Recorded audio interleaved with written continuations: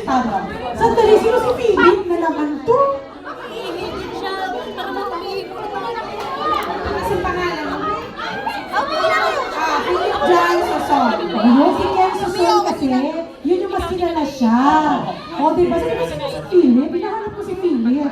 Ayan. His real name is Philip. Philip. Philip. Oh, Philip. So, it's Ken Soson. Oo, ngayon nag-study na sila ng SB19, no? Ayan. Hindi naman naka-study sila sa SB19. Oo, sayang. Natagalan, ba't kayo natagalan daw? Hindi kasi Lucky Plaza na lang mas malapit. May rampa pa nga yan si Ayan, Gold, no? nag-perform na ba kami? Hinila lang namin. Ready na ba kayo? Ready na ba kayo? Puro grupo mo yung nanguha.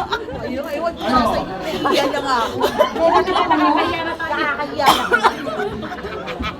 So, wag na kasi grupo mo pala. Kasi natin yung mga judges eh. Kasi baka si Kuya may score tayo eh.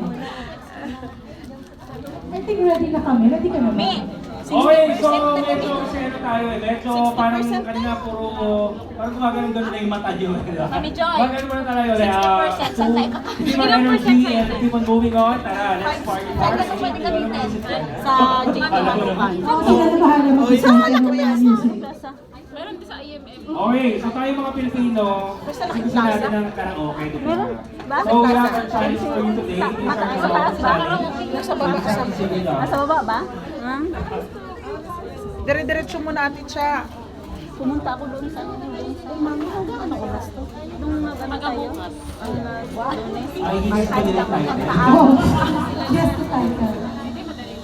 Doon na lang tayo. For our current audience, this is one of the Filipino songs. And they go, oh, yeah,